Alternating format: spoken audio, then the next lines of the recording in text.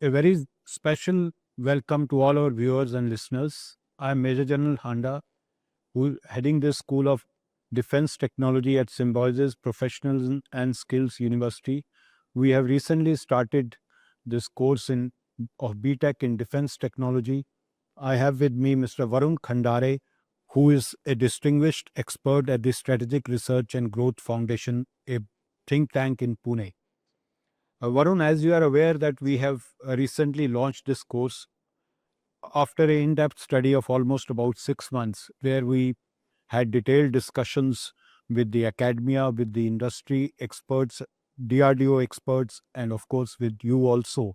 We did try to understand what is the skill gap and what we can do towards building the national defense ecosystem and contribute to the Atmanirbhar mission of our Honorable Prime Minister.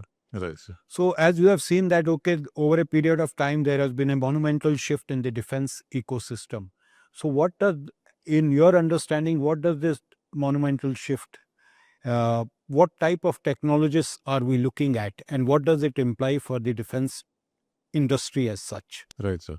So, thank you for having me here, sir, today in having this conversation with you and to bring to our viewers the insights about how we went about looking at the gaps that exist in the industry as well as the academia capabilities that need to come out for the industry to move ahead.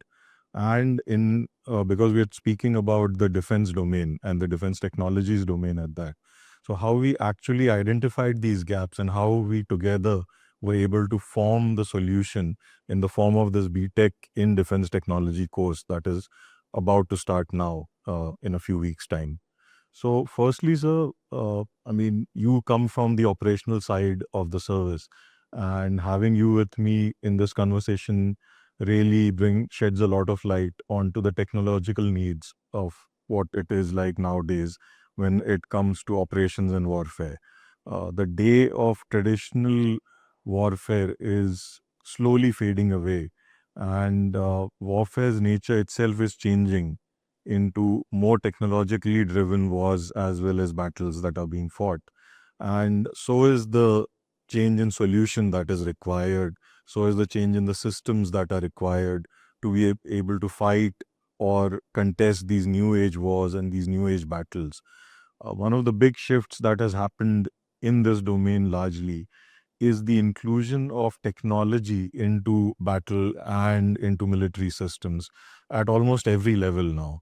So, something as simple as upgrading existing systems to make them more automated, starting from a semi automated level and moving beyond, to completely moving into the areas of new age warfare, where we are talking about non kinetic nature of warfare, where we are talking about space, cyber, underwater domains, completely autonomous systems coming into the consideration.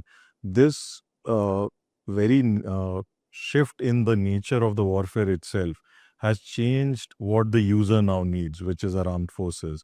And this is where the industry is now pivoting towards these new solutions, which need to be developed and which need to be fully integrated into our tactical approaches.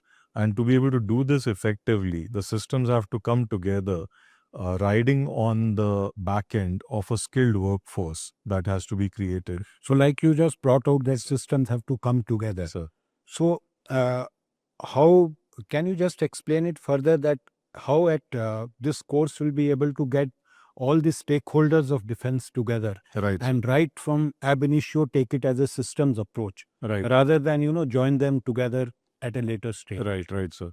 So, in fact, sir, that's a great kind of area that you've asked me to focus on with regards to this course, because the very beginning of this course, when we started from the ideation stage of what kind of gaps exist, what I just told you earlier, that the gaps were known, the changing nature of how the users are going to be engaging in warfare and what kind of systems they will use, started bringing out the gaps in technology systems and then in terms of skilling or the capacity building parts that exist.